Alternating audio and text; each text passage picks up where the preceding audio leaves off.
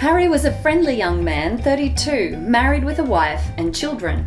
The only problem was that Harry couldn't actually recognise his wife or children by looking at their faces. His wife, for example, had to identify herself to Harry by wearing conspicuous articles of clothing, like a big red hat.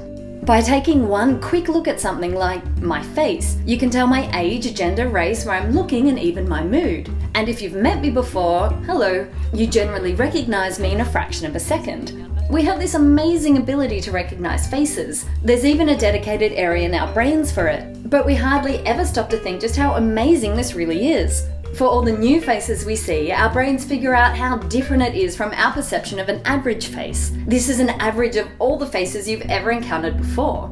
Our brains reduce the facial features like eyes or lips to a point, and what we remember is just the distance and direction of that point from the center. This is called face space, not like the face space that oatmeal invented, but a vector-based mathematical model of face perception proposed by researchers in the 80s. It allows us to remember a huge amount of faces because what we store in our memory is this code rather than having a photographic memory for faces as a whole. Because of this tendency to construct an average face from all the ones we see, we're more likely to remember distinctive faces like Gollum's huge eyes or Mr. Spock's pointy ears.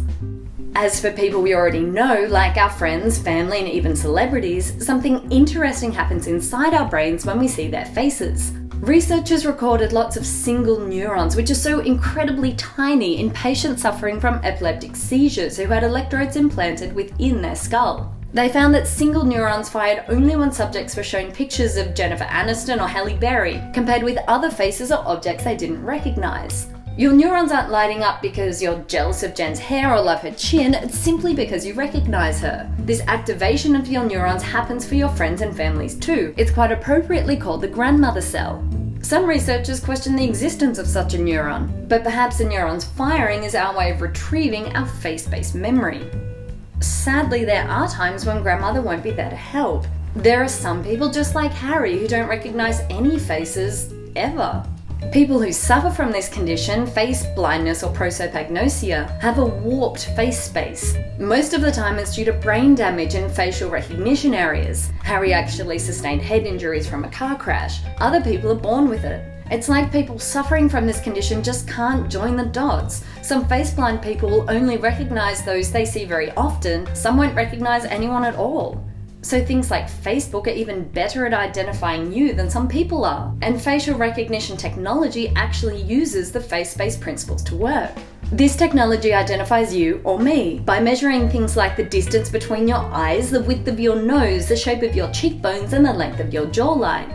In other words, your face print. While most of our brains do this intuitively, I hope there's some way for facial recognition technology to help face-blind people recognize their wife or children in years to come.